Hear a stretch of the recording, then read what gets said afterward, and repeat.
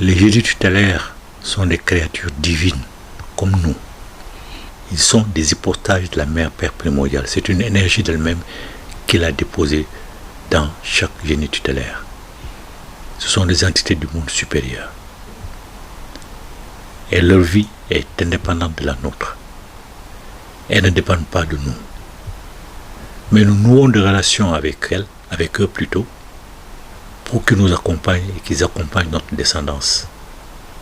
En échange, nous leur promettons des offrandes ou des sacrifices, généralement annuels. Généralement, plus souvent des sacrifices que des offrandes. On peut faire des offrandes, mais surtout ce sont des sacrifices.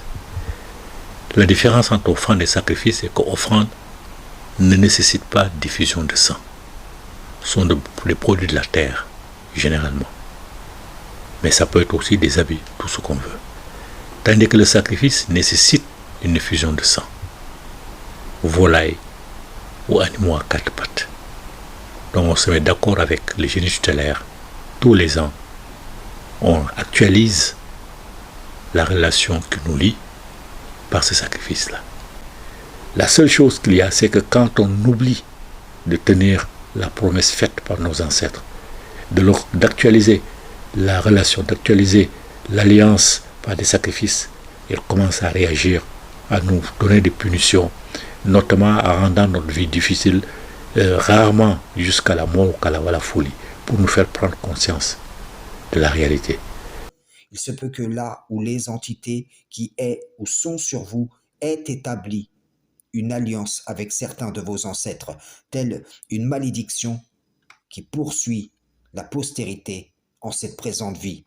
Du moins, ceux qui ne se repentiront pas et marcheront sur les traces de leurs prédécesseurs de sorte que la résistance qui consiste à vous ramener, vous contraindre vis-à-vis de cette alliance, les difficultés rencontrées pour vous en défaire résultent de la volonté de cette entité à maintenir et perpétuer sa domination sur les descendants de celui ou celle avec qui elle a établi l'alliance. Et c'est une forme d'asservissement. Voilà pourquoi certains sont par exemple sorciers, marabouts, magnétiseurs, voyants, etc., de génération en génération, pensant ou niant qu'ils héritent de ces dons de perdition de leurs ancêtres proches ou éloignés, alors qu'en vérité, ils héritent simplement d'une alliance contractée avant eux, moyennant les avantages selon les capacités du djinn ou de la djinn shaitan en question, et c'est à ce prix qu'ils vendent leurs âmes. Frères et sœurs en islam, salam, shalom.